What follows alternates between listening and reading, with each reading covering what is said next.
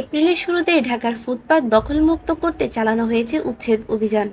১ থেকে ৫ তারিখ পর্যন্ত চলা ২ সিটি কর্পোরেশনের এই অভিযানের উদ্দেশ্য ছিল ফুটপাত দখলমুক্ত করে সাধারণ মানুষের যাতায়াত নির্বিঘ্ন করা। তবে সেই কঠোরতা যেন বালির বাঁধ। অভিযানের রেশ কাটতে না কাটতে আবারও হকারদের দখলে চলে যায় ফুটপাত। প্রশ্ন উঠছে, ঢাকঢোল পিটিয়ে চালানো সেই অভিযানগুলো কি ছিল তবে শুধুই লোক দেখানোর জন্য? এবার ভিন্ন পথে হেঁটেছে কর্তৃপক্ষ। উচ্ছেদের বদলে হকার কার্ডের মাধ্যমে দেওয়া হচ্ছে আইনি বৈধতা।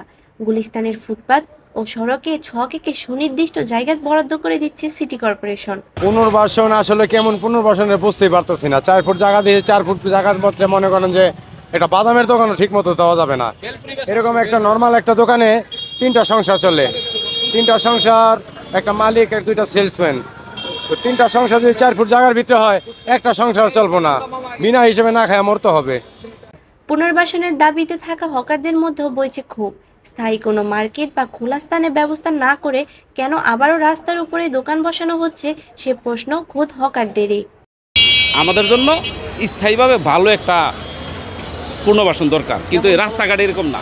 যারা নাকি প্রকৃত হকার, ফিল্ডে নাইমা যারা হকারি করতেছে, তাদেরকে এই সুবিধাটা দেব। ওই নামমাত্র কার্ড দিতেছি, এই দিতেছি, সেই দিতেছি, এটি পাইতেছে মুষ্টিমেয় কিছু সুবিধাবাদী লোকে। প্রকৃত হকার যারা এরা এটি পাইতেছে না। অতএব কার্ড দেখ আর যাই দেখ, দেখবেন ওই সুবিধাবাদীরাই পায়া বইয়া এরা জায়গা ভাড়া দিতেছে, কাটলে এরা বাইক বয়ে রয়েছে। আর আমার মতো প্রকৃত হকার যারা, এরা দিন বইরা এরকম মনে করেন যে পুলিশের ঠেলা খাইতেছি, জনগণের দৌড়নি খাইতেছি, বৃষ্টি বাদলে পোহাইতেছি, প্রাকৃতিক দুর্যোগ নানান ইত্যাদি ইত্যাদিতে পোহাইতেছি, কিন্তু আমার সমস্যার সমাধান হলো না। জনম বইরা আমি এই সমস্যার মধ্যেই রইলাম।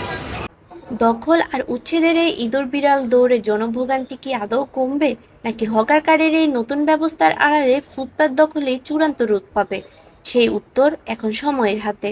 ফাতেমা আক্তার, বাস্তব চিত্র, ঢাকা।